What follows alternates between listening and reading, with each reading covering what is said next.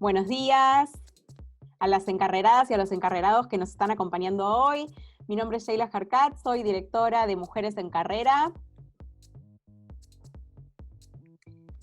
Mujeres en Carrera es un proyecto EdTech que está enfocado en la inclusión financiera y de negocios de mujeres y niñas. Y en el día de hoy tenemos el honor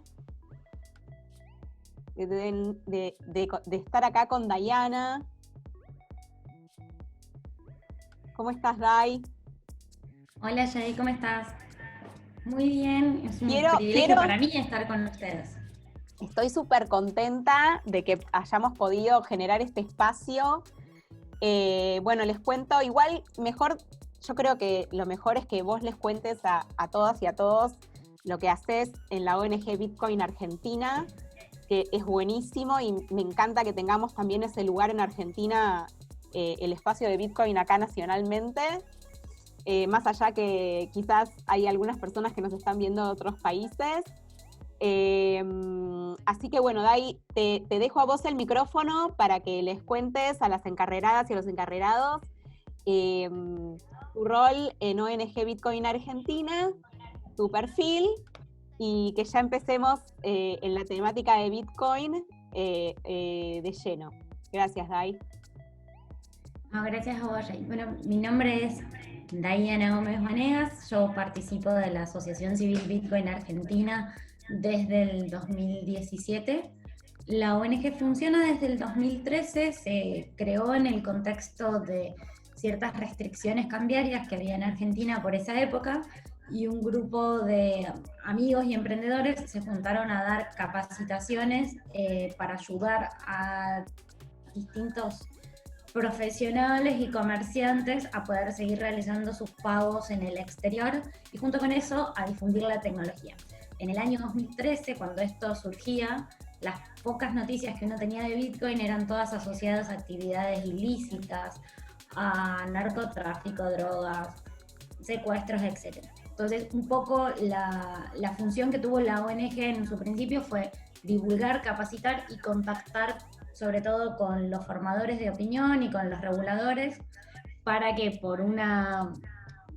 para evitar que una mala prensa afectara un desarrollo tecnológico y su potencial económico. Funcionó, la asociación se formalizó, hoy por hoy tiene distintas comisiones, educación, capacitación legales, con más de 50 abogados participando de sus foros de chat, y tienen proyectos de impacto social, de integración financiera, y hay en Argentina un marco regulatorio que permite desarrollar la actividad de forma lícita. En ese contexto, yo me ocupo del área de federalización y descentralización, que si bien la industria está principalmente concentrada en la ciudad de Buenos Aires, lo que busca es poder llevar este conocimiento fuera de las 4 avenidas de Buenos Aires y empoderar gente para que se pueda sumar a esto y pueda crecer también profesionalmente, no solo financieramente. Así que bueno, estamos habiendo hecho la presentación de la institución, están todos invitados a acercarse, a colaborar, si tienen cualquier duda mandar un mail o consultar nuestras redes para ver la agenda. Y si bien es cierto, como dice Jay, que es de Argentina, también la realidad es que somos una asociación con un perfil latinoamericano y somos la más antigua de la región. Así que si no es a través de nosotros y nos están escuchando desde otro país, seguramente vamos a tener algún contacto que los pueda asesorar o que les pueda dar alguna ayuda, porque el ecosistema aún es pequeño. Day, perdón que te interrumpa. Bueno, lo que quería era más o menos, ahora que ya te presentaste y ya sabemos que hace ONG Bitcoin Argentina, comentarles a los participantes y las participantes que pueden escribir sus preguntas en el chat o bien levantar la mano para que le demos la palabra y se desmuteen. Bienvenidos los que quieran poner sus cámaras encendidas. así lo hacemos dinámico y pueden hacer las preguntas a Dai, que con mucho gusto ella las va a contestar, y en el chat las escriben y yo se las comunico a Dai. Así que Dai, si te interrumpo, perdón, pero es para comunicarte los chats. Genial. Vamos viendo y vamos pimponeando. Yo acá en el chat puse información de, digamos, las slides básica que puede crecer para el lado que tengan inquietud. Me congelé. No, acá está. Bien, genial. Bueno, la charla de hoy tiene distintos puntos. Yo no estoy pudiendo compartir las slides tal como lo predijimos, así que Jay, si vos me podés ir haciendo los honores. Perfecto. Yo, mientras logramos hacer esto, les voy comentando, o vamos charlando, que seguramente la primera vez que ustedes escucharon hablar de bitcoins probablemente haya sido asociada a algún ilícito o alguna especulación financiera. Tipo, de trascender, ahí estamos, ¿no?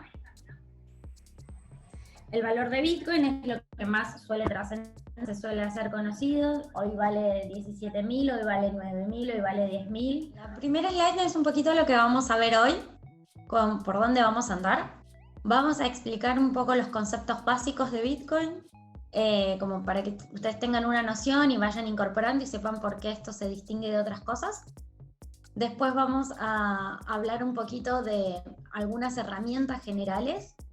Y finalmente vamos a hacer como las advertencias o lo que hay que tener en cuenta para empezar a operar con esto sin ser víctima de estafas o de delitos, o simplemente que se vean frustradas nuestras expectativas.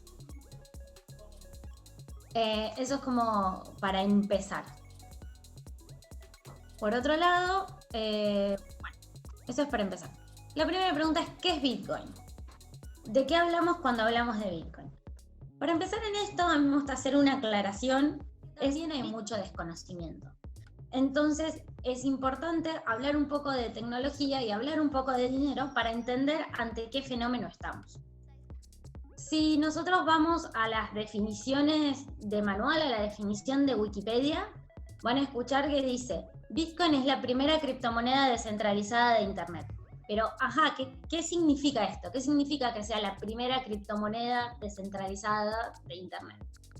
Si bien vamos a empezar a desglosar estos conceptos, hay que tener en cuenta que es un protocolo matemático. Bitcoin está hecho de matemáticas. Es una tecnología de dinero digital, un protocolo matemático, como les decía recién, una unidad de medida y una red de intercambio entre pares al mismo tiempo. Todo esto ocurre de manera conjunta y todo esto tiene el nombre de Bitcoin. Esta tecnología, van a escuchar hablar ustedes de blockchain de acá, blockchain de acá. Bueno, la combinación de diferentes procedimientos y dispositivos matemáticos dio lugar a este encadenado de bloques, esta blockchain que se nombra por ahí, que es la infraestructura sobre la cual se van a asentar estas operaciones de intercambio que hagamos. Las principales tecnologías que se combinan son encriptación, protocolos de divulgación o de gossip, de chismerío, que es el que posibilita la comunicación entre diferentes computadoras al mismo tiempo, y otro concepto que es relativamente nuevo y es un poco lo que le da seguridad y robustez al sistema de Bitcoin, que se llama prueba de trabajo o proof of work. Básicamente lo que este sistema dice es que para poder anexar un dato voy a tener que poner a disposición mucho poder de cálculo, mucho poder de cómputo que hoy por hoy demanda un gasto energético. Y eso es lo que hace que sea difícil de hackear, o al día de hoy la realidad es que no ha sido hackeado nunca y se cree que es imposible de ser hackeado. Cuando ustedes escuchan que alguien se hackeó los bitcoins o los bitcoins de alguien fueron robados, no estamos hablando del protocolo matemático en sí, de la red, sino de diferentes casas de cambio o sujetos que funcionan de intermediarios entre la red de Bitcoin y el mundo del dinero fiduciario, que es el que utilizamos habitualmente. Pasamos a la otra slide, a la otra página de la presentación. Bueno, y esto, si volvemos al concepto inicial, nos plantea determinadas preguntas. Número 1, ¿qué significa que sea descentralizado?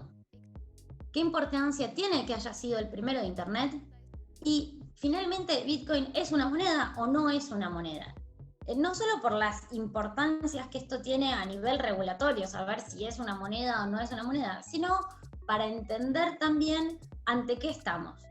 Yo los voy a invitar a repasar un poco cuáles son las características de las monedas, cuáles son las prestaciones que tiene que tener una buena moneda y las funciones, para que a la luz de esto podamos comparar ante qué estamos cuando hablamos de Bitcoin.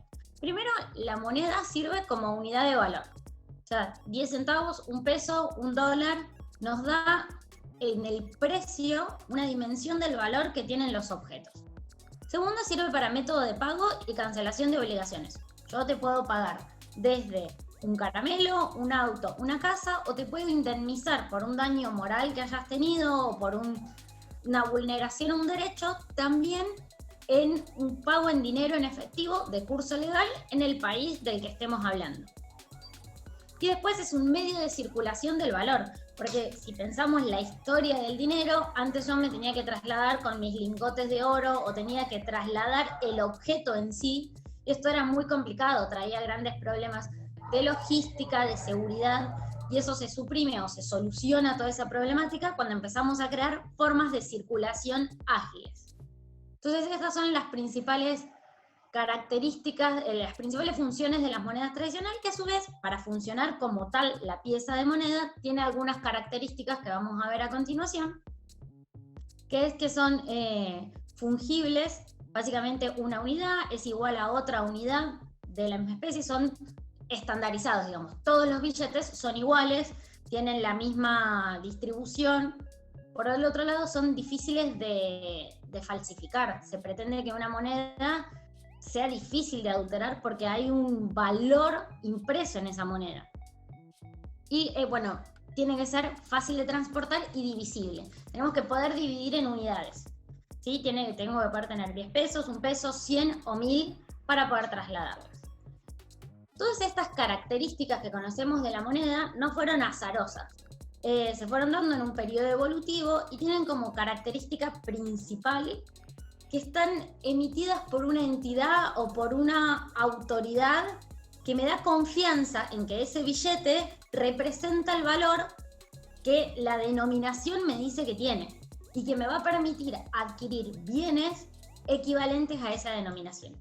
Esto a lo largo de la historia sufrió muchas evoluciones, desde la corte de los Medici, que guardaba oro, hasta los estados-nación que empezaron a acuñar sus propias monedas.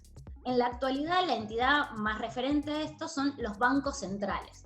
Los bancos centrales definen cuál va a ser la moneda de un país, cuál va a ser la emisión, cuántas unidades, cuántas existencias de eso va a haber circulando, y el valor. Pensemos en Argentina, tenemos gran experiencia en que nuestra moneda cambia de valor periódicamente. Hoy nuestra moneda vale 0,010 centavos de dólar y en algún momento fue equivalente a un dólar. El billete sigue siendo el mismo, pero el valor que eso tiene respecto al mercado internacional fluctúa. Nuestra moneda no es la única que hizo eso. Estados Unidos en algún momento en la década del 30 decidió que su dinero ya no estaba más respaldado en oro, sino que en la confianza, y también cambió el valor del billete. El valor del billete dejó de ser una determinada cantidad de unidades de oro y pasó a ser el valor que esta entidad de confianza centralizada dijo que tenía para todos. Entonces, los bancos centrales no solo conservan para sí la posibilidad de emitir moneda, sino que con ello conservan la reserva de valor de todos los ciudadanos que están bajo la órbita geográfica de influencia de esa moneda. Repasemos un poquito la evolución que hubo en la historia del dinero. El salario, todos conocemos el ejemplo. Antes nuestro esfuerzo se medía en sal, después pasamos a los metales, lo que yo les nombraba en principio, después la posibilidad de empezar a acuñar moneda. Algunos sujetos calificados empezaron a hacer sus monedas en oro. Después dijimos, necesitamos evolucionar, pasamos a los bonos. Esto que yo les decía, dejaban en la bóveda una determinada cantidad de metal y una entidad de confianza emitía un título que era equivalente a esa cantidad de oro guardado. Después empezamos con los billetes más tradicionales, Y finalmente empezamos a mutar a soportes electrónicos, las tarjetas de crédito fueron lo primero. Después tenemos otras modalidades de dinero electrónico. A mí me encanta la SUBE, porque yo en la SUBE agarro y deposito 10 pesos y es el mismo Estado Nacional, porque de hecho depende del Banco Central, el que me acredite esos 10 pesos en una tarjeta de transporte. Y actualmente, con la llegada del smartphone y cierta capacidad de hacer más barato y más accesible el manejo de la tecnología y una evolución en las aplicaciones, hoy por hoy también transferimos valor a través del teléfono con el uso del código QR o transferencia bancaria, y a todos se les va a venir a la cabeza quizás el ejemplo de Mercado Pago, que sigue siendo dinero electrónico, pero no depende de un soporte determinado, sino que simplemente yo puedo acceder a lo que son mis valores o mi dinero en una determinada plataforma, pero a través de distintos dispositivos. No un solo dispositivo como la tarjeta de crédito que tiene mi nombre, sino de diferentes dispositivos, con mi identidad digital creada para esa plataforma. Dai, perdón que te interrumpa. Entonces, Sí. vos estás diciendo que esto, el Mercado Pago, el código QR, el link, lo que sea de una billetera digital, sigue siendo dinero digitalizado, porque en algún lado está ese dinero. Entonces, claro, entiendo que hay una diferencia entre el dinero digitalizado y lo que es la criptomoneda, ¿no? En términos jurídicos, para la legislación argentina, la distinción es entre dinero electrónico. El dinero electrónico lo que hace simplemente es trasladar las tenencias en pesos a un nuevo soporte electrónico o digital o electromagnético. Y el dinero digital es aquel nativo de la misma digitalización, o lo que se conoce como dinero privado muchas veces. Entonces, ahí está la distinción. Este es el mismo valor en peso o billete que yo traslado a un soporte electrónico. No estoy creando nuevo valor, ni estoy inventando algo fuera del sistema financiero y fuera de lo que fue la órbita de emisión inicial del Banco Central, para decirlo fácil. Pero sí, tenemos esta distinción entre dinero digital, y donde entran las criptomonedas, y el dinero electrónico que estamos acostumbrados a manejar habitualmente. Sin ir más lejos, esto lo manejamos todos los días. Ustedes quizás pagan sus cuentas en el home banking, transfieren y nunca fueron y buscaron los billetes físicos para hacerlo. Entonces, hoy un gran porcentaje de la economía formal es digital. La economía informal sigue siendo en efectivo o en dinero fiduciario y en pesos, en soporte billete. ¿Estamos hasta ahí? Genial. Yo te invito a ir a la presentación de arriba. Saltamos directo a las curiosidades. Genial. Bueno, en las curiosidades, no sé quién hay entre los presentes. ¿Alguno ya había escuchado hablar de Bitcoin? Si se animan a levantar la manito. Acá Cintia dice que sí. Hola Cintia, bienvenida. Hola Cintia. Entre los mitos más normales o más corrientes del que escuchó hablar de Bitcoin, vienen todas las cosas relacionadas al anonimato, al precio y al valor. Entonces yo, para arrancar, voy a dar como los tips de las curiosidades. Entre los tips de las curiosidades, Bitcoin se creó en el año 2019, combinando una serie de protocolos matemáticos. Nace en los nichos de Internet, nace en los foros de chat de una comunidad de matemáticos. Se desconoce el autor, la persona física o las personas físicas que combinaron este protocolo matemático. Simplemente el paper académico se firmó bajo el nombre de Satoshi Nakamoto. Y la primera unidad de valor que tuvo Bitcoin, antes de hablar de $9.000 o 20.000, como se habló en un momento, fueron 2 pizzas. El primer intercambio de estas moneditas digitales por algo de valor tangible fueron 2 pizzas. Así que eso es entre las curiosidades que engendra esta tecnología. ¿Alguna pregunta hasta acá de la parte de dinero? Pueden levantar la mano, pueden desmutearse, pueden preguntar por chat y yo se lo comunico a Dai, como ustedes prefieran. Por ahora no hay ninguna pregunta. Muy bien, por ahora vamos bien, eso está bueno.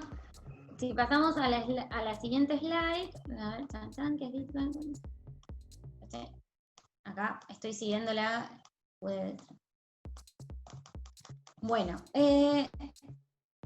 vamos a empezar con las características Dai, perdón que te pregunto, funcionales de pero Bitcoin. acá hay una pregunta de Esteban. Esteban Sí. pregunta, ¿los bitcoins nacieron en 4chan o 4chan?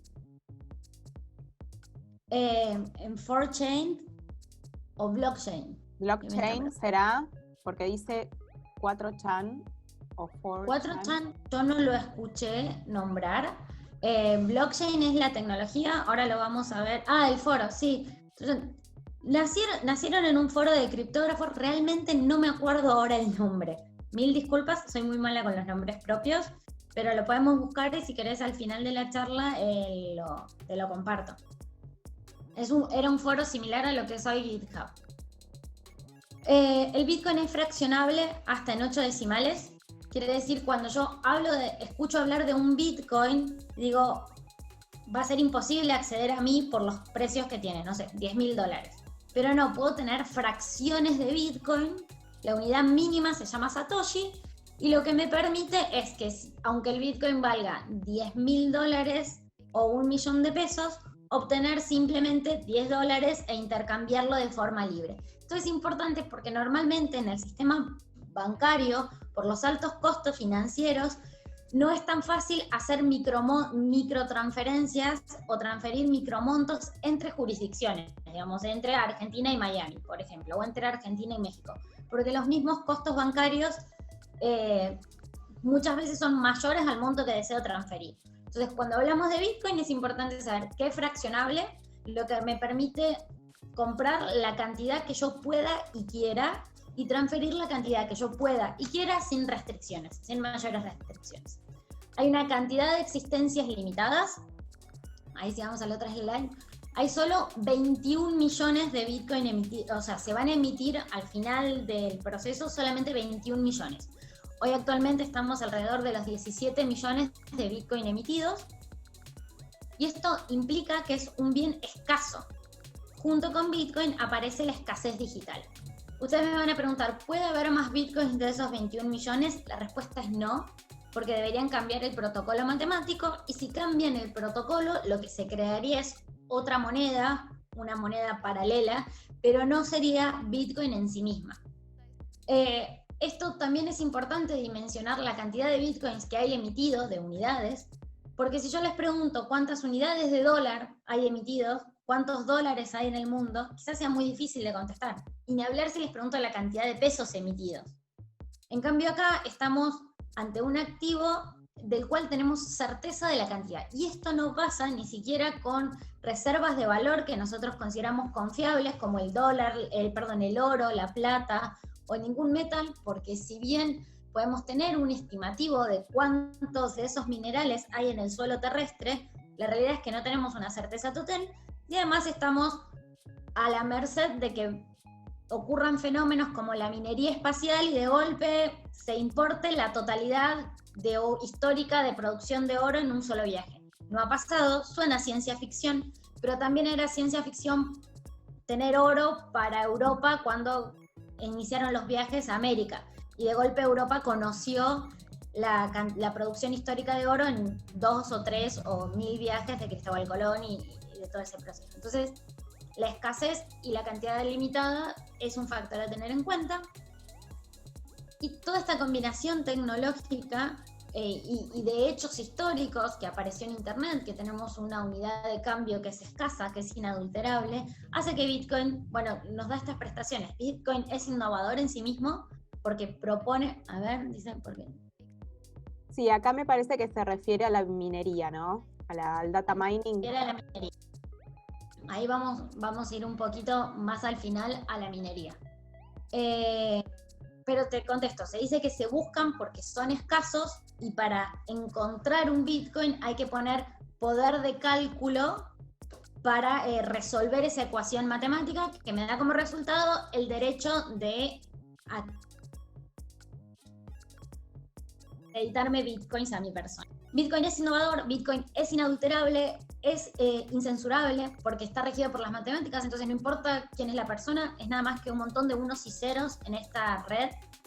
Es resistente a hackeos, es inadulterable. No puedo tener dos copias del mismo Bitcoin, no existe la posibilidad de tener dos Bitcoins. Es incorruptible por esto mismo que les explicaba, somos un montón de unos y ceros, y si alguien quisiera cambiar un dato de esa red o quisiera cambiar las reglas de juego, se crearía una moneda paralela, pero no pertenecería a la red. Y después es trazable. Todo lo que pasa en la red queda perfectamente auditado y se ve dentro de la misma red. Eso, Dai, es súper importante, creo, porque muchas veces se considera que Bitcoin es, está apoyado en una plataforma que como no es bancarizada por un gobierno nacional, por ejemplo, entonces no es traqueable, no se puede hacer un seguimiento de dónde va el dinero, y es todo lo contrario, justamente queda todo registrado, ¿no es así? Totalmente. A ver, todo lo que pasa, lo vamos a ver ahora un poquito, pero todo lo que pasa dentro de la red queda registrado. ¿Qué pasa? Bitcoin no es anónimo, es seudónimo. Vos dentro de la red operás indistintamente con diferentes números de transacción o de llaves que conforman tu identidad dentro de la red. Si en algún momento alguien puede cruzar ese número, ese dato, con algún dato de la persona física, vos tenés una identidad digital y esa persona suele ser identificada y muchas veces apresada en el caso particularmente de delitos. Cuando se cometen ciberdelitos que piden rescate en bitcoins o en alguna criptomoneda, sucede muchas veces esto. El 56% de los delincuentes que cometen delitos y solicitan como medio de pago bitcoins fueron descubiertos cuando trataron de cambiar esos bitcoins por dinero físico, lo que se llama cash out. Y en ese proceso, como pasaron por casas de cambio, que vamos a ver en un ratito quién son, o exchange, fueron detectados, fueron descubiertos, precisamente porque se hizo un link entre su identidad física y su conducta o su comportamiento en la red. Se pudo trazar desde dónde venían hasta la víctima y se pudieron desbaratar muchas veces bandas completas. En el caso de Argentina, el año pasado se pudo desactivar una red de pedofilia que iniciaba en China, tenía brazos en Rusia y operaba acá en Argentina. Y todo esto porque toda la conducta y todos los movimientos de la red son absolutamente trazables. Sí. Acá hay dos preguntas. La primera es de Cintia, dice, si ya se vendieron los 21 millones y luego yo quiero comprar esa moneda, ¿ya no puedo? Y Horacio pregunta, cuando decís que es incorruptible, ¿quiénes son los miembros de la red que lo pueden modificar?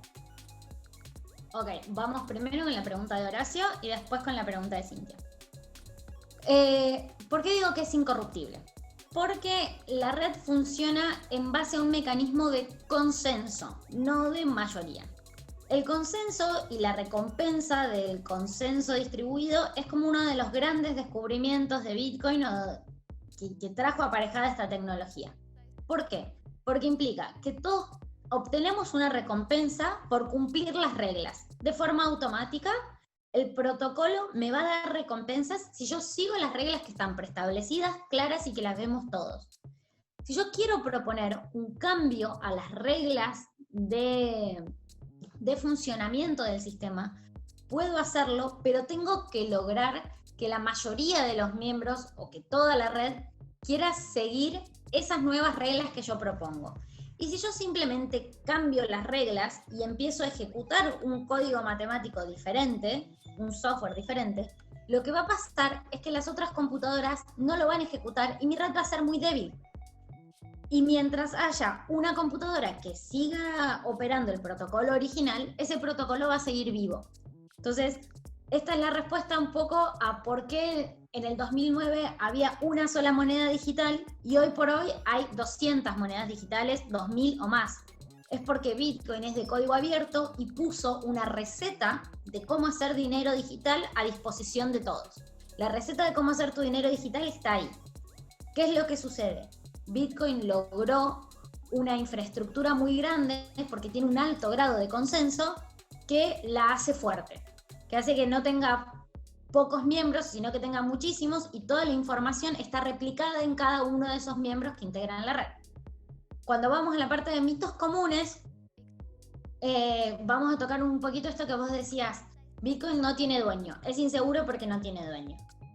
Bitcoin no es una empresa, Bitcoin es irrastreable, no es una inversión, no es necesariamente un ahorro, no asegura ganancias y no existe un mínimo para su ingreso ni es ilegal. ¿Por qué le pongo la cruz? Porque todo eso que en algunos casos es cierto, como que no es una empresa, lejos de hacerlo inseguro, es precisamente lo que lo vuelve seguro y lo que lo vuelve estable.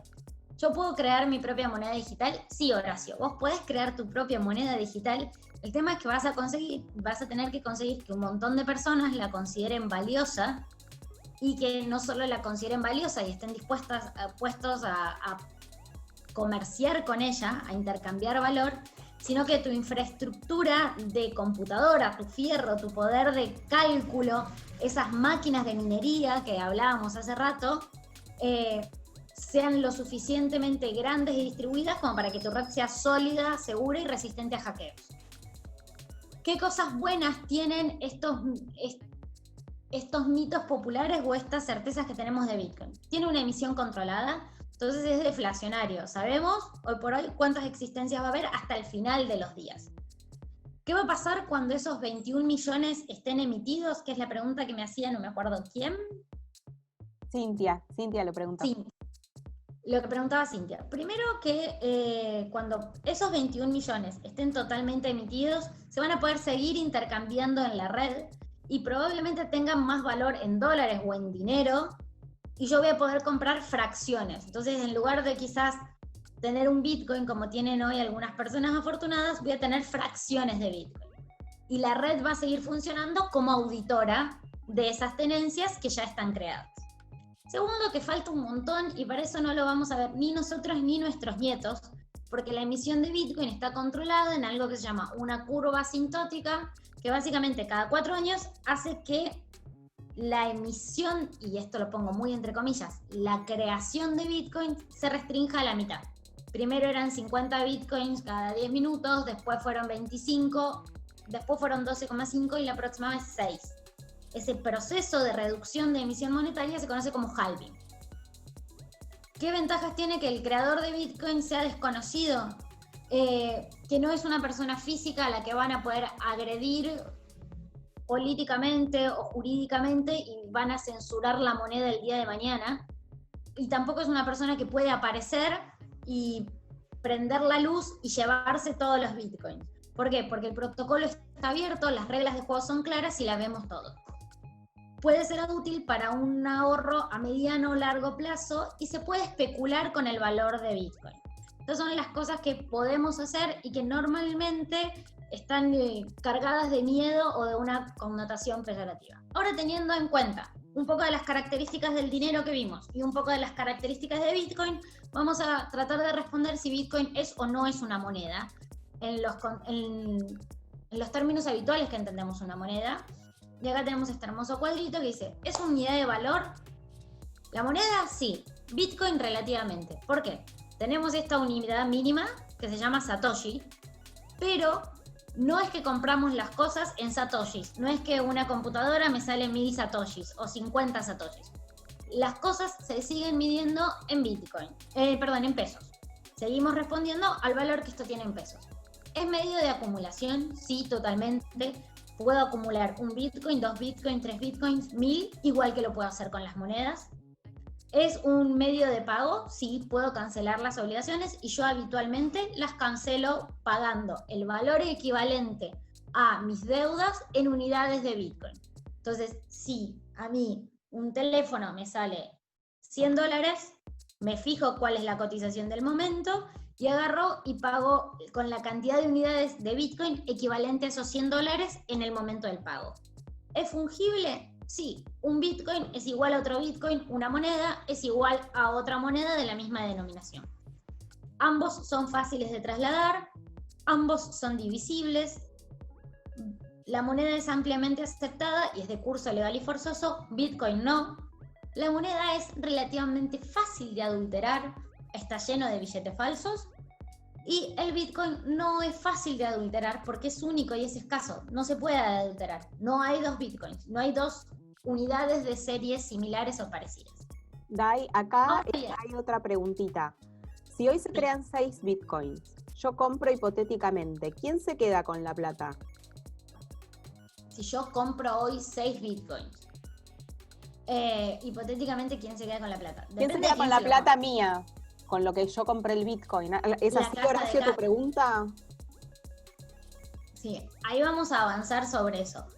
A ver, con la plata se queda el lugar en el que vos lo compres. Si vos se lo compras a una persona, es una persona, y si se lo compras a una casa de cambio, es a esa casa de cambio. Perdón, la pregunta mía es, discúlpame que me meta, me resulta a veces difícil de entender, tal vez por la edad. Yo lo que digo es, vos me decís que hoy se crean 6 bitcoins. Esos 6 que se acaban de crear, ¿sí? Que yo acabo de comprar, no es que voy a la casa de cambio. A ver, yo digo que se acaban de crear 6 bitcoins. El primero que compra esa casa de cambio, ¿quién se queda con la plata que yo puse para comprar esos 6 bitcoins? Que sería como funcionaría el Banco Central, hipotéticamente, de una moneda. Bueno, en este caso no es así. En este caso, los bitcoins están en la red. Y en realidad, lo vamos a ver en los cuadros que siguen, la red funciona como un gran asiento contable, en la cual los mineros... Déjame avanzar un poquito, Horacio, y ya te contesto a la pregunta. Pero básicamente, perfecto, perdón por adelantar. Estos bitcoins, lo que hacen los mineros es registrarlos. Vamos a ver un poco cómo funciona el sistema tradicional.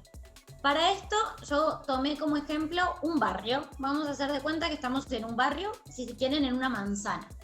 ¿Cómo funciona normalmente el dinero en un sistema pequeño o en un sistema centralizado? Tenemos acá a Clara, nuestra amiga Clara maneja el almacén del barrio. Clara, la conocen todos, vive ahí hace mucho, entonces Clara tiene la libreta del almacenero, donde Clara va registrando las deudas de cada uno de los vecinos en los que ella confía. Acá suceden varias cosas. La deuda se puede tomar también como capacidad de crédito que tiene Clara. Entonces, estas personas tienen distinto perfil crediticio y distinta capacidad crediticia de endeudarse con esta persona de confianza que es Clara. Confían en que Clara no va a adulterar las deudas, no va a asentar gastos que ellos no hayan tenido, y también confían en que cuando le paguen a Clara, Clara va a cancelar esas deudas. Clara, a su vez, como los conoce a los vecinos y tiene confianza en los vecinos, confía en que los vecinos le van a pagar esas deudas en tiempo oportuno. ¿Cuál es el problema con esto? Clara, a su vez, confía en el soporte físico que tiene, en la libreta. Confía en que no se le va a perder, en que nadie la va a adulterar, va a acceder a la libreta y va a tachar créditos que ella tenga con esas personas. Entonces tenemos una red de confianza entre pares. ¿Qué sucede? ¿Cuáles son los problemas con esto que se asemejan a los problemas que hay en el sistema financiero tradicional? De golpe aparece una persona, acá abajo aparece Juan. Juan tiene un nuevo comercio y es nuevo en el barrio. Entonces no lo conocen a Juan. Seguimos en el gráfico anterior. No lo conocen a Juan. ¿Cuál es el problema con que no lo conozcan a Juan? Juan tampoco conoce a los vecinos, no puede prestarles dinero, no puede generar créditos porque no tiene confianza, porque no conoce a los actores, a los sujetos activos. A su vez, los vecinos que fueron buenos pagadores y tienen un historial crediticio favorable, no pueden compartir esa reputación que tenían con Clara, con Juan, y finalmente tampoco pueden transferirse créditos entre sí. Supongamos que Clara no solo anota las deudas, sino que también anota los créditos, porque un vecino dijo, che, mira, no sé qué va a pasar con mi mes, voy y te dejo 10.000 pesos ahora y anotámelos y anda tachando de ahí. Clara tampoco podría transferir eso a Juan ni los vecinos entre sí. Esto es cómo funciona un sistema tradicional. Tenemos un proveedor de confianza y este proveedor de confianza me hace de nexo entre los créditos y las deudas. Y no puedo transferir ese historial. ¿Cómo funciona nuestro barrio si nuestro barrio fuera Bitcoin? Primero, que no nos importa que haya una Clara o una Juan. Somos todos iguales, ¿sí? Todos iguales y no importa tampoco a quién representamos. Segundo, que en lugar de haber una sola libreta del almacenero, hay muchas. Hay tantas libretas del almacenero como personas están participando de la red. Tercero, hay observadores que se llaman nodos normalmente en la red de Bitcoin que aún sin participar activamente de una actividad como la minería, pueden ser testigos y pueden guardar un historial de estas libretas que mencionábamos antes. Todas estas libretas, todos estos asientos contables son exactamente iguales. Cada vez que yo introduzco un dato, todas las libretas al mismo tiempo se modifican para registrar la misma información. Esta es la famosa blockchain. La blockchain lo que hace es que un dato está replicado en todas las computadoras y en todos los asientos de la red. La otra característica es que tengo que poner prueba de trabajo. Acá aparecen los mineros. Los mineros son los que traducen estos cálculos y me registran la transacción entre A y B y la anotan en cualquiera de las libretas que después se replica en todas las otras libretas. Ahora bien, ¿por qué digo que acá le contesto a Horacio? Porque hagamos de cuenta que esto es una unidad o un barrio cerrado. Todas las existencias que están acá, todo el dinero que se intercambia acá, es nativo de esta propia red. Son unidades de valor que crecieron aquí, que se crearon aquí y que se registran en esta misma red. No es que yo traigo dinero de afuera, lo traduzco a esta moneda y luego lo intercambio. Es simplemente nosotros todos nos pusimos de acuerdo que acá va a haber una moneda X, que es el Bitcoin, nativo de esta propia red, y que va a circular y que vamos a anotar todos esos registros de circulación. Cuando queremos pasar de aquí al sistema financiero tradicional y pagar nuestros créditos, nuestras obligaciones, obtener nuestros dólares o nuestros pesos, necesitamos ayuda, muchas veces no, de otros sujetos que me faciliten la moneda local a Bitcoin. Lo que la persona considera de valor y siempre atesora es esta unidad de unos y ceros que yo les mostraba hace rato. Eso es lo que la persona va a atesorar. No es que pongo dinero en efectivo dentro de la red de Bitcoin. ¿Se entendió esto? Chan, chan, chan, chan. A ver si, mira, a ver, ¿tienen alguna pregunta con respecto a esto? Mazo, dice Miriam. Hay otras preguntas también, pero... Vamos a ir yendo más adelante a ver si se despeja, pero básicamente no hay que desestructurar un poquito el sistema tradicional y no pensar que tengo una persona que me va a dar los pesos X, sino que estamos hablando de lo que está en la nube, estamos hablando de la infraestructura. En esta nube circulan unos y ceros, se intercambian unidades de cosas, de transacciones, que yo hoy en la actualidad digo que son dólares o pesos, pero el día de mañana puedo decir que esa tenencia, que esa cantidad de unos y ceros es equivalente al agua, a oro o a lo que yo quiera. Entonces no está el foco puesto en alguien que me reserve el dinero y me dé un ticket o una unidad de valor por ese dinero. ¿Se entendió? Acá hay varias preguntas, pero la que se relaciona con esto que estás diciendo dice, todavía no estaría entendiendo la ventaja. ¿Cómo ahorro para intercambio? Ahora vamos con... Después, otras dos preguntitas que no quisiera que queden colgadas. La primera ventaja igual es clara. Perdón. No, esta me parece. La primera ventaja es la siguiente. Yo, en lugar de tener que confiar en Clara para poder movilizar mis bienes efectivos, Clara acá está representada como una persona, la almacenera, pero es el Banco Central. Yo, en lugar de tener que confiar en una entidad crediticia, confío entre pares de la red, porque no tengo un solo reservorio de la información, sino que tengo muchos reservorios, muchos asientos contables, todos exactamente igual, que me registran cualquier movimiento de la red. Entonces no tengo que confiar que el dinero está en una bóveda o en una persona específica, sino simplemente puedo ver de forma fácilmente auditable cuál es el total de las transacciones de la red y tengo garantías de que este dinero, de que esta unidad no es adulterable, no hay dos unidades iguales. Entonces, si alguien a mí me transfiere 2 pesos o 2 centavos de Bitcoin, 2 satoshis, son esos 2 centavos de Bitcoin, esos 2 satoshis y no otros. ¿Se entiende? Claro, lo que pregunta acá Ivonne es, no entiende la ventaja, si es más para ahorro o para intercambio, para inversión, digamos, ¿cuál es la gran ventaja competitiva del Bitcoin? ¿Es para ahorro, es para invertir? Bueno, ahora vamos a ir con eso. Para cerrar esta primera parte de la presentación, y ahora vamos a ir un poquito más rápido, pero me parecía importante explicar estas cuestiones tecnológicas y monetarias para que no se confunda con otra cosa. Lo que me queda por decir es que es una herramienta nueva que exige, nuevos principios. Funciona bajo nuevos principios y exige que la pensemos con nuevos principios de cómo entendemos el dinero y de cómo entendemos el valor. Sobre todo esto, de cómo entendemos el valor de las cosas.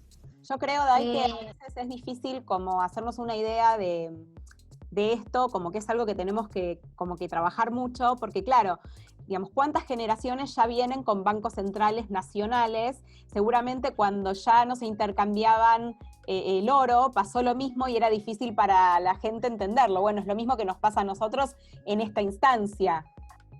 Totalmente, y además hay una cuestión de que hoy por hoy criticamos a los bancos y criticamos a la estructura financiera y vemos cosas que pasaron como la crisis de 2001 en Argentina o 2008 en Estados Unidos, y decimos, el sistema no sirve. Pero este sistema que hoy quedó obsoleto, en algún momento fue la clave del desarrollo, porque también se democratizó un acceso a las finanzas, al crédito, a la riqueza, a la circulación, que permitió crecer y escalar a la sociedad.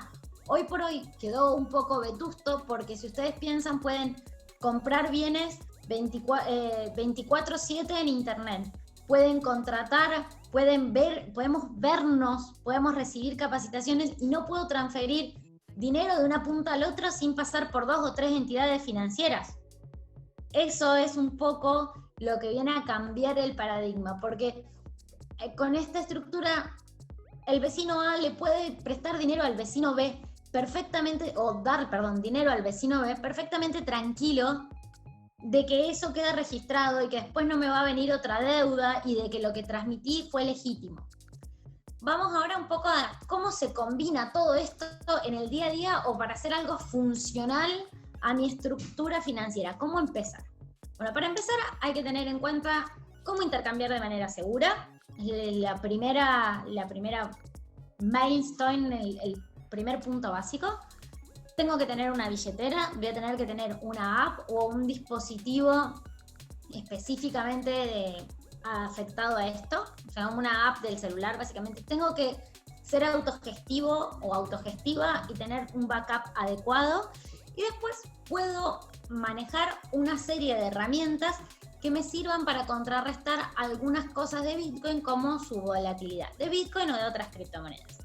Vamos a lo primero. ¿Qué es una billetera? Una billetera es una app, como les decía, que la pueden bajar del Play Store de su celular, en Android, iOS, no importa el servicio que tengan. También existen apps que son para el celular, para la computadora, y también se pueden hacer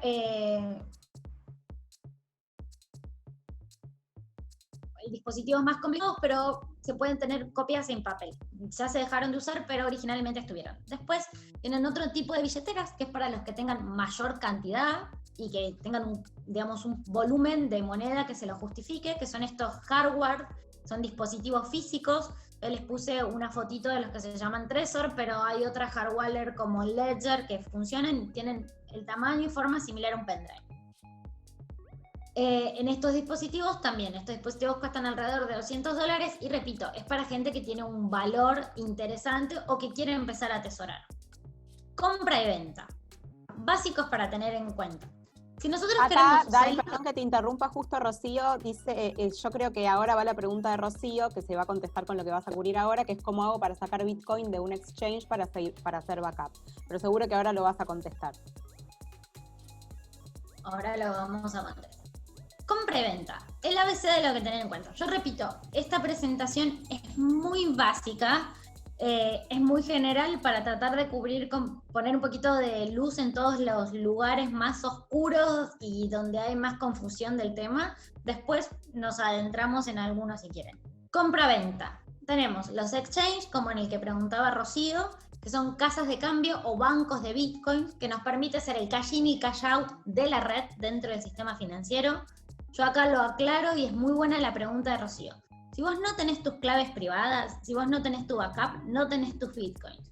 Normalmente la forma de hacer un paso a resguardo, no sé qué exchange está usando Rocío, pero vos pones, tienen todos una opción, en cual vos con tu billetera descargada en el celular, con el backup de todas esas claves, agarrás y simplemente te lo transferís del exchange a tu celular o a la app que tengas. Después, si quiere Rocío, vemos qué exchange tiene y lo explicamos un poquito mejor. Entonces, tenemos estos exchange o casas de cambio para bitcoins. Después tenemos los cajeros de bitcoins o ATMs y el intercambio entre personas, que lo puedo hacer con cualquier interesado, un amigo que yo me entere que tiene, o usar los foros que hay en internet. ¿Por qué dice Bitstamp acá? Bitstamp es un precio de referencia internacional del exchange que más suele mover, digamos, en el mercado financiero habitualmente, y se toma como precio de referencia. De ese precio de referencia se suele sumar un porcentaje por la compra o por la venta. Ahora vamos a ver un poquito más adelante a qué se refiere ese porcentaje. Acá les pongo un ejemplo de un ATM, que es un cajero de bitcoins. En Argentina hay más de 12, en Miami hay, en Colombia hay, en México hay. Tienen que buscar en la red y seguramente en sus países hay. Si no, después les paso un link para que fijen dónde está. Compra-venta en los exchanges. Les van a pedir le van a pedir que acrediten identidad, domicilio, origen de fondos y presumiblemente destinos de fondos. Siempre hacer lo que Rocío pregunta adecuadamente. Hacer un retiro, sí. Dai pregunta, porque para los que estamos empezando, el exchange, ¿sí? Es también, digamos, una compañía que aparece por medio de una app que te permite hacer, digamos, el intercambio de una Bitcoin por $1 o por $1. El exchange, perdón, me lo salté, esto fue muy rápido. Como les explicaba arriba, son estos bancos de Bitcoin. Estos bancos de Bitcoin son personas jurídicas radicadas en una jurisdicción determinada. En Argentina tenemos más de 12.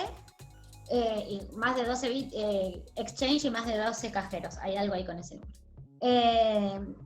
Que básicamente cumplen con la legislación local y son facilitadores o procesadores de pago. Lo que el exchange como tal hace es una empresa que te facilita el acceso a tus códigos o tu criptoactivo. Para esto, y como gestiona dinero físico o dinero fiduciario, tienen que cumplir con las normas de lavado de activos o de prevención del lavado de activos de las regulaciones locales e internacionales. Entonces, para ello es que te van a pedir esto que yo te decía recién, que acredites tu identidad, que acredites tu domicilio y el origen de tus fondos y el destino. ¿Por qué? Porque quieren certificar que tu dinero no viene de la comisión de un ilícito, ni va a ser usado para pagar un ilícito. Estas empresas les corresponden todas las normativas de derecho al consumidor, toda la normativa de protección de datos personales y están sometidas a todas las exigencias de AFIP en cuanto a pedido de información o cualquier entidad pública. De hecho, por una normativa desde el año 2014 están obligados a informar, si se quiere, no de forma directa, pero a requerimiento, las operaciones que se hagan con criptoactivos. Entonces, nada, son las generales de una empresa.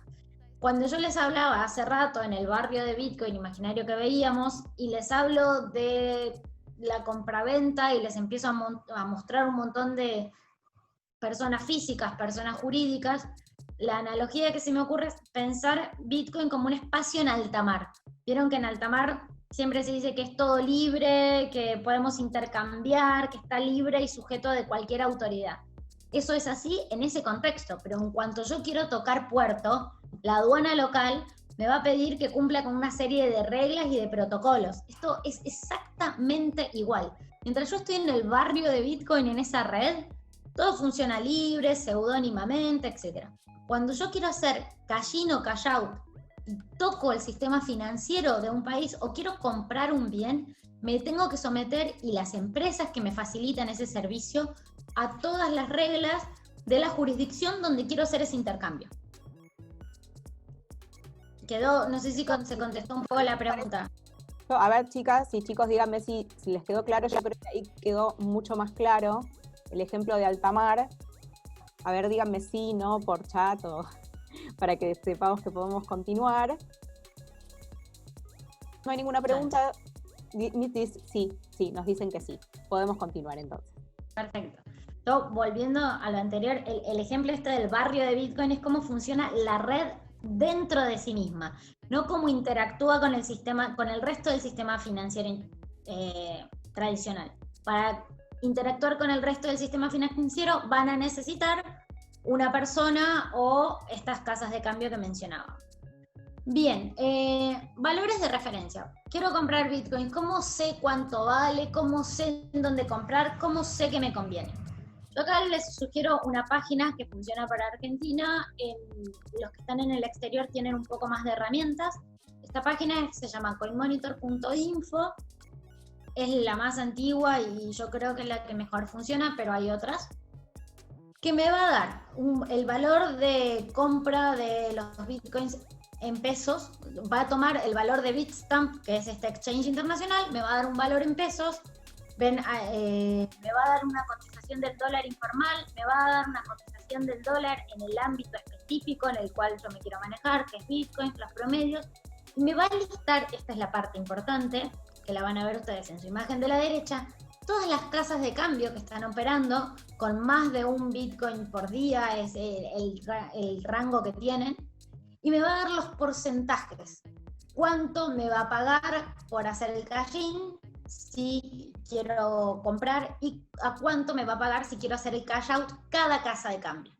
Entonces, esto tómenlo como referencia. Hay otras, pero el mercado opera así, me toma el valor de Bitstamp y me cobra una comisión. ¿Por qué? Porque pone un montón de servicios estas casas de cambio. Ponen el servicio de auditoría, ponen el servicio de compliance, etcétera, y por esa intermediación me cobran un pequeño spread. Si busco intercambiar con otra persona física, probablemente ese spread sea menor. Todo va a depender también de cuál sea el origen de sus fondos. Probablemente si tienen dinero bancalizado, del cual necesiten hacer una trazabilidad, les conviene ir por estas casas de cambio porque ustedes pueden dar cuenta de ese movimiento. Si ustedes tienen dinero ahorrado informalmente o de una ganancia no declarada, lo aconsejable es ir por un intercambio persona a persona. En cualquier caso van a tener que cumplir con sus obligaciones crediticias y tributarias. Ahora bien, lo que me preguntaban hace un rato, bueno, ¿cuál es la ventaja?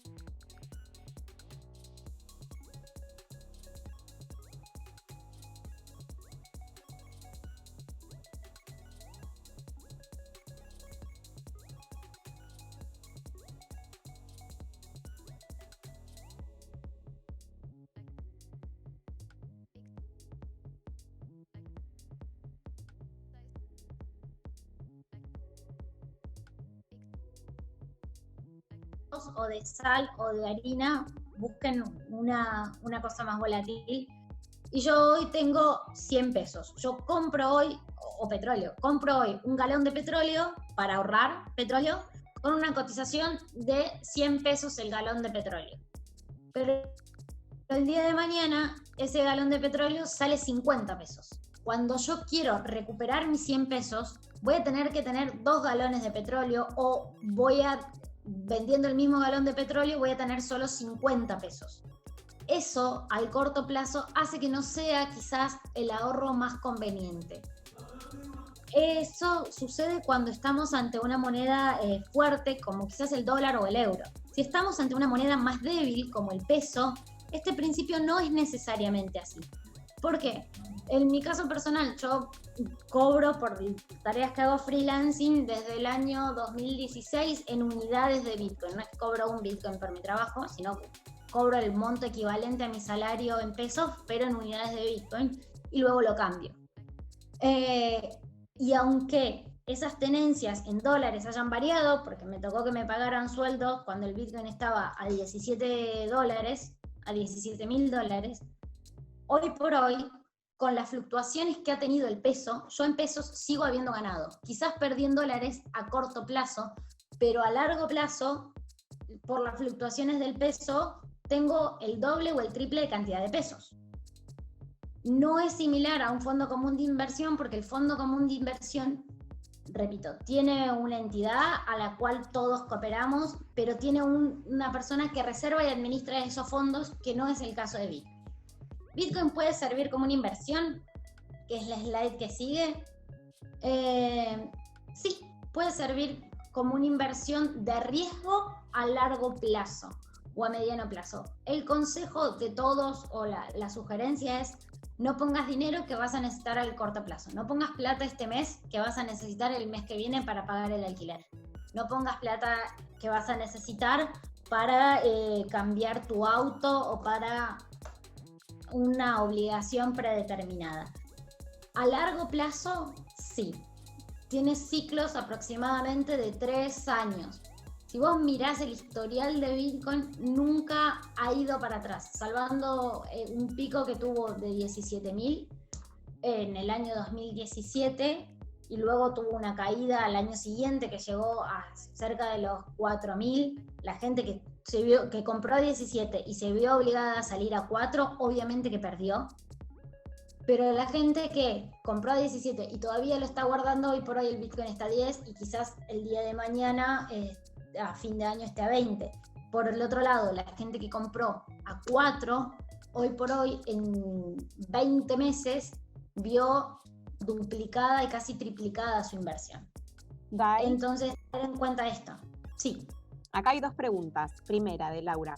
¿Las cotizaciones se actualizan y varían minuto a minuto como sucede con las cotizaciones de títulos públicos, acciones y divisas? Y la pregunta de Verónica es: ¿las exchanges de Argentina están alcanzadas por AFIP? Sí y sí. Las 2 respuestas son afirmativas. La cotización de Bitcoin varía minuto a minuto. Ahora lo vamos a ver más adelante cuando les muestre alguna herramienta de trading. Y después sí están alcanzadas por la AFIP y por la UIF.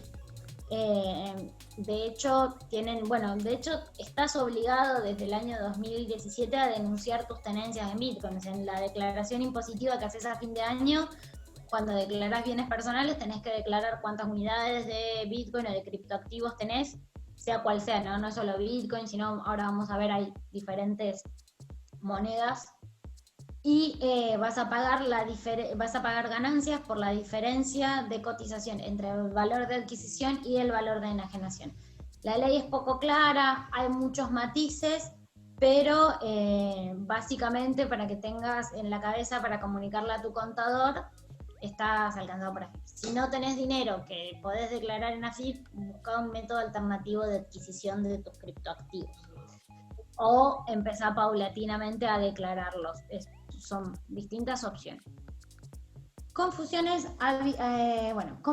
habituales que hay en torno a los criptoactivos. No son todas las monedas iguales y muchas veces hay como olas de esto que se ponen de moda, como con todas las tecnologías.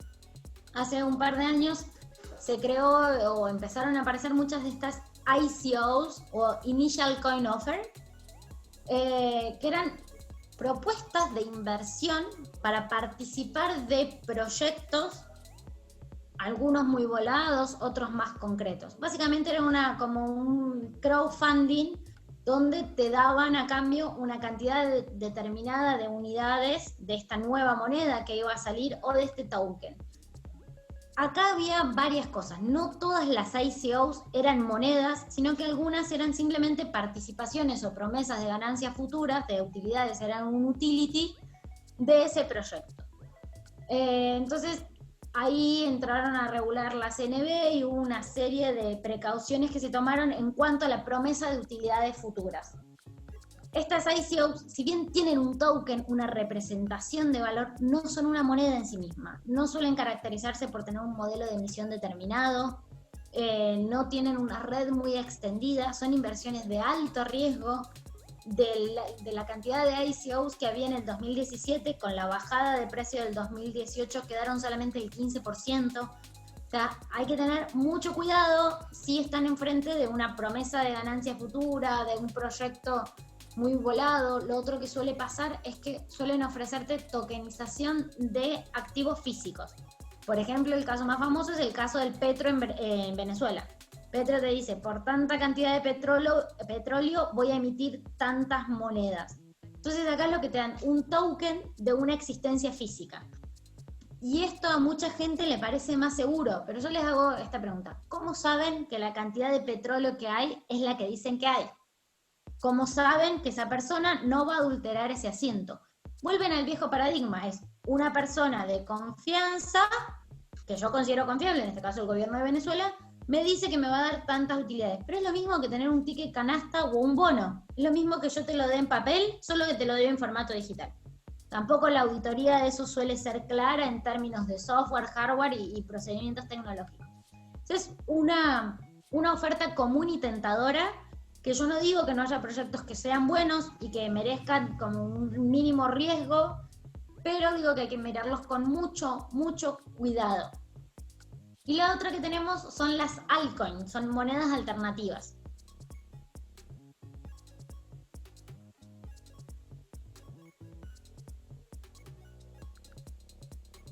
Que muchos tomaran esa receta y hicieran pequeñas modificaciones, ya sea para mejorar las prestaciones de anonimato, ya sea para bajar estos costos que tiene hacer prueba de trabajo, no importa la razón, pero pasamos a un montón de altcoins. ¿Qué pasa con estas altcoins? ¿Dónde está el riesgo? El riesgo está en que muchas veces no tienen la infraestructura tecnológica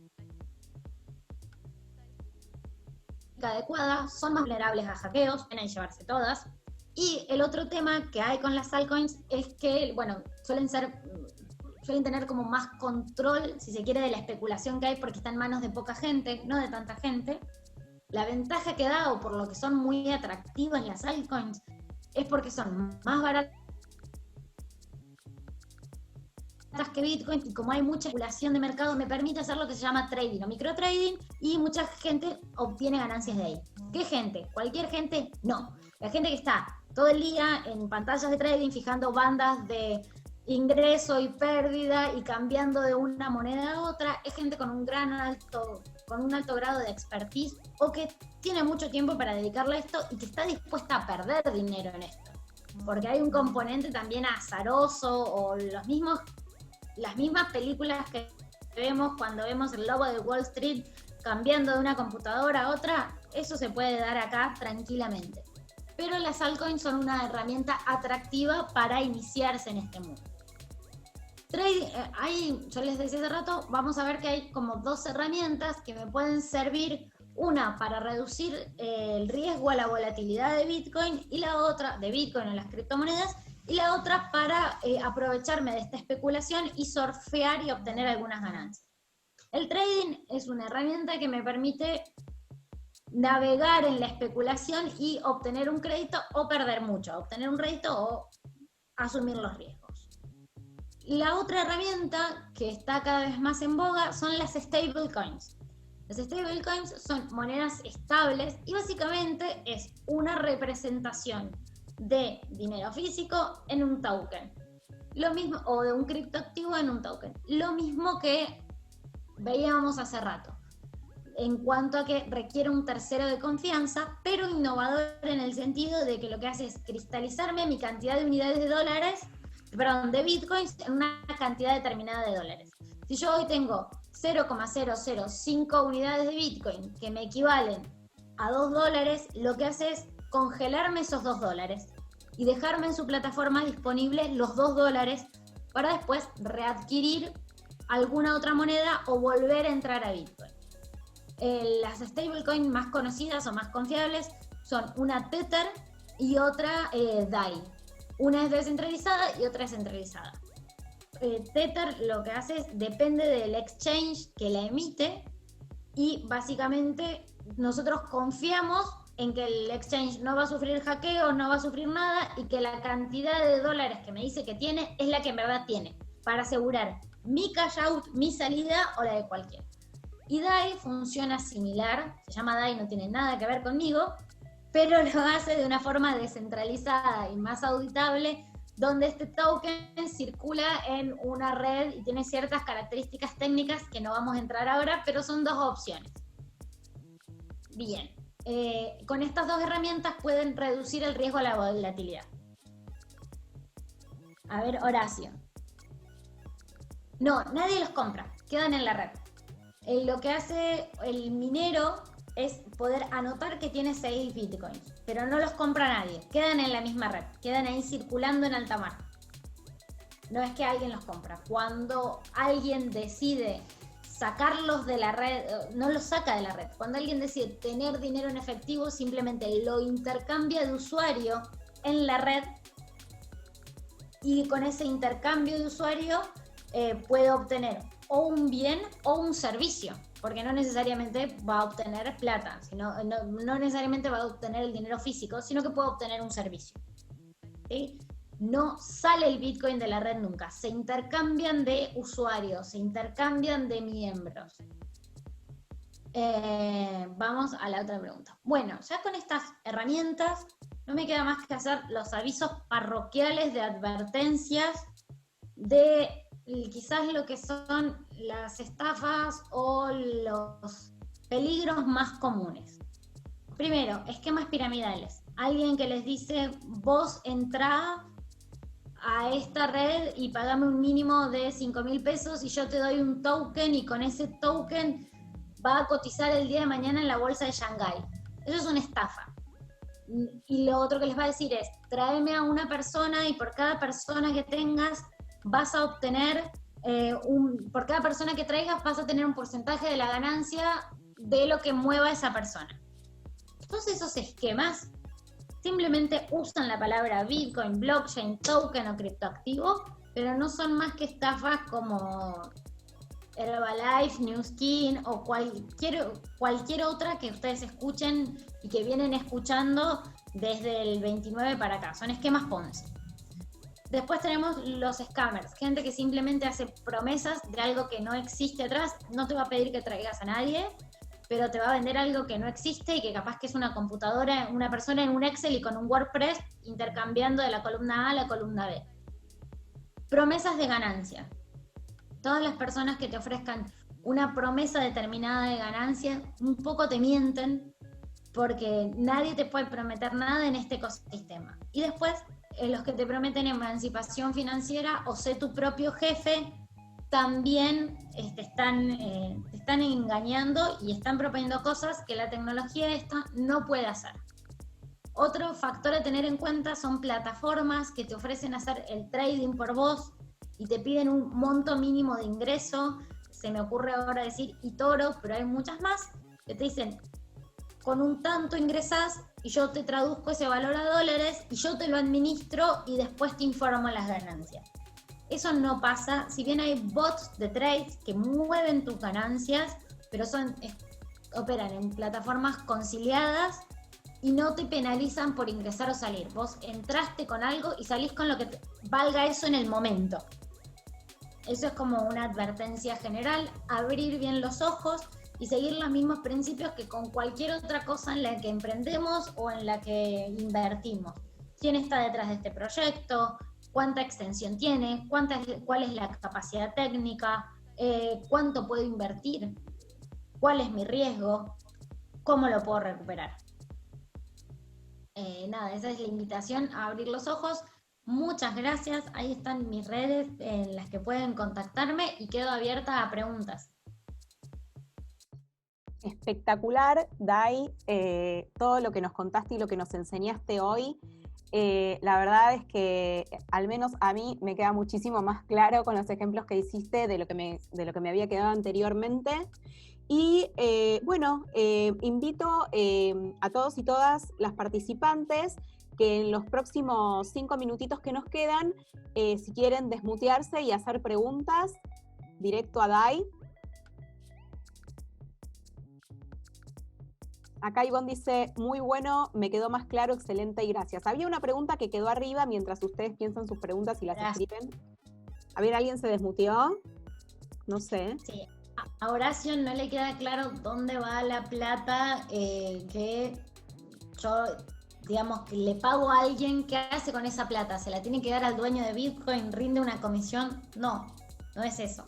No sucede nada de eso. A mí alguien me da los BTC, los Bitcoin, y yo le doy la plata y no tengo que rendir ni una comisión ni un porcentaje a nadie. Porque esos BTC los obtuve de la red, en mi caso los obtuve trabajando.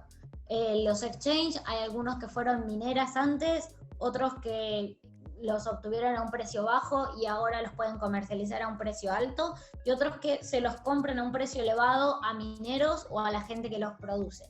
El minero, ¿qué pone para tener esos bitcoins? No lo tiene del aire, pone capacidad eléctrica, pone energía, computadora. Cuando la red de Bitcoin empezó, se podía minar con un ordenador tradicional, porque Bitcoin es revolucionario en muchos aspectos a nivel social y a nivel consenso, que estaría bueno en alguna otra oportunidad desandar, porque sin querer inventaron un sistema de financiamiento colectivo y de desarrollo, en el cual las personas que entraban al principio y arriesgaban en poner su computadora a minar bitcoins, obtenían una gran rentabilidad. Y cuando más tarde entrabas, era mayor el poder de cálculo, computadoras que tenías que poner para resolver la misma ecuación. ¿Qué es lo que sucedió? La complejidad, a ver, si yo sumo 2 más 2, puedo sumarlo con los dedos y el resultado es 4. Ahora también puedo llegar a 4 haciendo una raíz cuadrada, multiplicándolo a la n y con una ecuación mucho más completa. Para resolver el 2 más 2, lo puedo hacer con la palma de mi mano. Para resolver una ecuación cuadrática que me va a dar como resultado 4, necesito una compu científica, probablemente ayuda. Esto mismo, pero a nivel macro, pasó con el poder de cómputo de Bitcoin. Entonces, hoy por hoy Bitcoin es una traducción de cuánta energía eléctrica puse para obtenerlo, que es lo que obtiene el minero, más el precio de intercambio, el valor de la oferta y la demanda. Si querés, es más fácil mirarlo dentro de los parámetros tradicionales como un commodity, que creo que quizás Horacio esa imagen la resulte más tangible. Acá hay 2 personas más, gracias. Sí, o cualquiera que tenga una pregunta como Horacio. ¿Qué? Acá hay 2 personas más. Verónica dice, o sea, los 21 millones de Bitcoin ya tienen dueños. Cuando uno compra solo está cambiando de manos, por decirlo de una forma. ¿Es así? No. Esto, primero que hay emitidos 17 millones. El último Bitcoin lo vamos a tener en el año 2131. La última unidad, el último Satoshi va a llegar en ese momento. Porque la complejidad esta de calcular se va haciendo cada vez más grande y la emisión se va cortando a la mitad cada 4 años.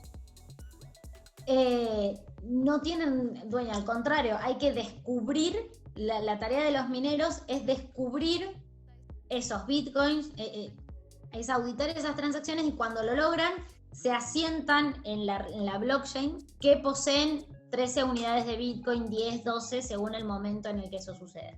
Pero no están, es más, es como una gran lotería a nivel internacional, es una competencia matemática global, porque no se sabe quién va a ser el próximo que va a encontrar un bloque y que va a poder anotar su Bitcoin. Esa es la pregunta, es decir, una persona pone electricidad, sistemas de cómputo complejos, para hacer minería, como los viejos mineros que iban a las minas y buscaban oro, por ejemplo, y encuentran bitcoins que están en un código binario. La persona que puso todo ese dinero para los cómputos, etcétera, esta persona registra el bitcoin a su nombre y después va comprando y vender. Ah, bueno, entonces esa persona que lo descubre tiene como recompensa unidades de Bitcoin. O sea, vos tenés 2 formas de tener Bitcoin. Como recompensa por tu trabajo en la red, los mineros, o comprándolos y vendiéndolos. No hay muchas formas más. Sí, es la recompensa de los mineros por el poder de cómputo y el trabajo que emplean para ser los escribanos de esta red, para ser los auditores de esta red. No el escribano, no el minero, la persona física, sino las computadoras de las que dispone, que ejecutan todas el mismo protocolo matemático, que son estas libretas del almacenero que veíamos en el principio, donde hay un debe y un haber. En realidad es un cuadro de triple entrada. Tenés el debe, el haber y la persona que hace la transacción, todo anotado en la misma blockchain. Dai, hay otra pregunta, buenísima esa aclaración creo que es fundamental para entenderlo, a mí me queda aún más claro ahora. Otra pregunta, ¿cómo obtengo la clave personal de Bitcoin si compro en Satoshi Tango, por ejemplo? Y otra pregunta más de Miriam que dice, ¿a quién nos recomendás si queremos iniciar o hay algún tip puntual para experimentar nosotros solos? ¿A quién les recomiendo de que, bueno, voy con la primera pregunta. La primera pregunta, en Satoshi Tango tenés una opción dentro de las opciones en la que te dice extraer y vos te bajás tu billetera en el celular y simplemente, al menos lo que me pasaba a mí, hace un montón que no opero con Satoshi Tango, pero en su momento ponía el celular frente a la cámara de la computadora y los pasaba ahí. También puedes copiar el código y transferírtelos. Te tienen que transferir las unidades exactas que vos tenés de Bitcoin a tu wallet, a tu billetera personal. O sea, la forma es esa, te descargas tu billetera, los cambias, los sacás de Satoshi Tango, los tenés bajo tu autogestión y ahí haces todos los backups de la frase de recuperación y palabras claves o las claves privadas. Perfecto. Y la otra pregunta era si hay alguien que recomendás a una persona, supongo, o a un exchange, tip puntual para experimentar, algún libro que recomiendes para aprender más de Bitcoin. Y la última pregunta que veo de Horacio es, ¿existe el riesgo de que el minero en algún momento no tenga plata para seguir manteniendo las computadoras encendidas? Pero eso no afecta a la red porque hay otros mineros que siguen teniendo las computadoras. Hay tantos mineros distribuidos a escala global y poniendo poder de cómputo, para que ustedes se den una idea, hoy el poder, el hash power que se llama, que es la capacidad de cálculo de toda la red de Bitcoin, es 5000 veces superior a la supercomputadora de Google. Es todo ese servicio de cálculo auditando transacciones en un asiento contable muy, muy aburrido realmente, porque la red de Bitcoin es bastante aburrida. Hay otras blockchains que hacen cosas divertidas, como Ethereum, que me ejecuta contratos inteligentes, pero la red de Bitcoin es muy aburrida, me asienta transacciones, nada más. Entonces yo entiendo el miedo de Horacio, es decir, pero me van a pagar la máquina y se van a llevar mis Bitcoins. No, primero que vos tenés una copia del historial, y segundo que hay millones de computadoras procesando las mismas transacciones y que mientras uno de estos solos mineros, perdón, una sola persona, un solo testigo, no hace falta que sea minero, yo me puedo descargar en un nodo de Bitcoin en mi casa, tenga una copia del historial, se puede reconstruir todo el historial de la red. Tus Bitcoins no van a ser más que esta clave de unos y ceros a los cuales vos vas a poder acceder. Es muy, muy importante lo que preguntó Rocío, y primero sacar nuestra plata del exchange, aunque sean nuestras ganancias periódicamente, y hacer backups. Si ustedes tienen sus Bitcoins en su billetera y no tienen el backup, y yo soy muy haz lo que yo digo, pero no lo que yo hago, y te roban el celular o se te rompe, no vas a poder recuperar tus Bitcoins. Y no pasa porque la billetera sea buena o sea mala, sino porque no vas a poder. Porque esta clave es única, es personal y es privada. Entonces, la empresa que te provee la billetera no tiene acceso a la clave, tiene acceso a la clave que vos pones para entrar a la app y para salir de la app, pero no la de tus Bitcoins. Entonces, backup, backup y backup. A mí me pasó, me robaron el celular, me hice la canchera de después hago el backup, después hago el backup, porque tenía como 7 billeteras diferentes, no lo hice nunca y perdí mis Bitcoins. Y está lleno de historias como esa. Y no va a haber nadie quien los ayude. Ni siquiera la ONG Bitcoin Argentina, que es el lugar que yo recomiendo para empezar con esto. Si quieren tener más información, si quieren ir a una charla introductoria, hay talleres de billetera, hay propuestas gratuitas y propuestas que exigen el pago de un pequeño canon, pero nada, es accesible los montos. Y después, para empezar a experimentar, mi primer exchange fue Satoshi Tango. Si tenés acceso a tener una cuenta en el exterior, te diría que está bueno Bitstamp o Bitfinex. Si querés empezar a hacer trading, empezá con montos chiquitos que puedas perder, empezá con, no sé, montos chiquitos, muy bajos, para ver cómo te sentís, para ver si aprendés cuáles son estos ciclos. Yo no hago trading, no me especializo en la parte monetaria, me reconozco a mí misma un desastre, que no tengo ni el tiempo ni la atención para ver esos micro movimientos que me pueden determinar una ganancia o una pérdida. La gente que lo hace tiene resultados buenos, pero la gente que lo hace de forma profesional. profesionalizarse es un camino. Para encarar ese camino de profesionalizarse, yo recomiendo 2 libros. Uno que es El Patrón Bitcoin, como el patrón oro, pero patrón Bitcoin. Los que puedan leer en inglés también se llama Bitcoin Standard.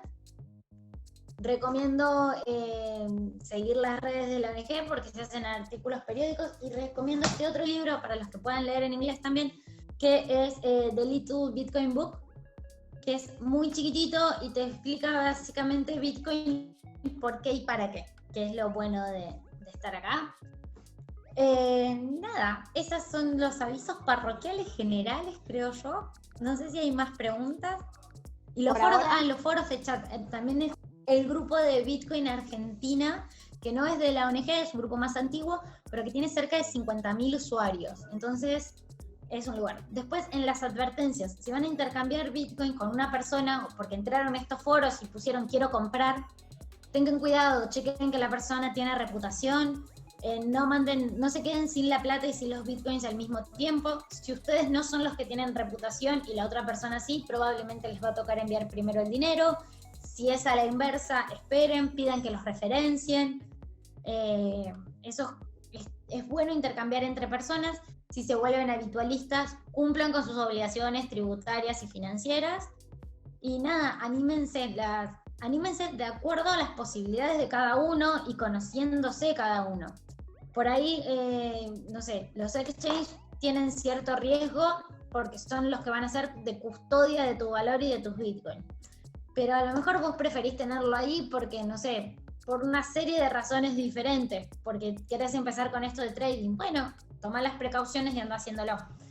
Una de las cosas... lo mismo con el nombre de la ONG es ONG Bitcoin Argentina, para Miriam, que preguntaba. Bitcoinargentina.org, en la primera slide creo que están las redes de la ONG, y mi mail también es diana@bitcoinargentina.org, y después Diana Ges en Twitter y en Instagram y en Facebook, aunque la red para esto es Twitter.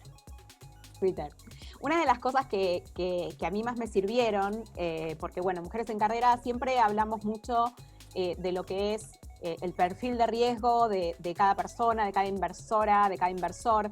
Entonces muchas veces para personas que tenemos o que tienen un perfil de riesgo, digamos como que muy conservador, o no conservador, no quiere decir que esté mal ser conservadora, quiero aclarar eso.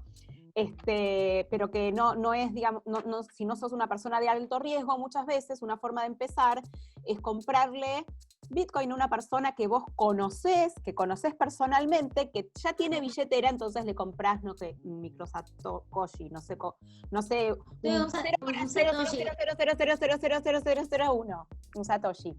Entonces esa es una manera que tienen algunas personas, o algunas personas inclusive, bueno, yo te paso un pedazo, ¿viste? Y se van pasando, esa es una de las maneras que hay. Para probando entre pares. A ver, hay aplicaciones que te hacen una demo, pero yo no las recomiendo. Recomiendo más lo que vos decís, empezar con montos pequeños, ingresar de forma periódica. A mí nos pasa que a veces damos una charla y quedan todos reentusiasmados, y quiero comprar porque me quiero desbancalizar, o porque no me dan los requisitos para acceder a herramientas financieras del sistema tradicional, y a lo mejor quiero empezar de a poquito, y bueno, es una forma, pero en esos casos es pequeñas entradas de forma periódica hasta que te acostumbres, y sobre todo para que se te balanceen las ganancias y las pérdidas, porque a lo mejor hiciste una pequeña entrada con un Bitcoin a 4, después se fue a 6, ganaste, volviste a recomprar a 6 y después bajó a 3. Entonces, para que puedas compensar esos movimientos, pequeños ingresos de forma periódica. O sea, cada un mes, cuando te vaya quedando un pequeño ahorro. Y el otro tema es como esto no tiene montos mínimos y máximos, quizás podés ir comprando de a 2.000 pesos, de a 1.000 pesos, de a 3.000 pesos, y es una reserva de valor, repito, volátil, pero a la larga yo creo que resulta más confiable que el peso. Perfecto, Dai. Bueno, muchísimas gracias por todo lo que nos mostraste hoy, por todo lo que nos enseñaste. La verdad que es súper didáctico y los ejemplos súper ilustrativos. Seguramente vamos a tener más encuentros con Dai acá en Mujeres en Carrera. Síganos Siempre estamos haciendo webinars gratuitos relacionados a todo lo que es dinero, finanzas, negocios. Te mandamos un beso re grande. Muchas gracias por todo. No sé si querés cerrar con algo en particular, aparte de lo que nos dijiste, que nos cuidemos mucho de las estafas y todos esos warnings que nos compartiste. Quizás si tengo que comunicar algo es que este es un universo en el que se habla mucho de dinero y la mayoría de ustedes se acerquen a ellos por una necesidad de ahorro, de transferencia de pago internacional, de remesas, etcétera, pero que se animen a ver un poquito más de la parte tecnológica porque encierra un nuevo paradigma, ¿no? Con esto no digo que aprendan a programar o algo por el estilo, sino que veamos que hay nuevas formas de hacer las cosas, hay nuevas formas de recompensarnos, hay nuevas formas de construir proyectos y de intercambiar valor entre nosotros.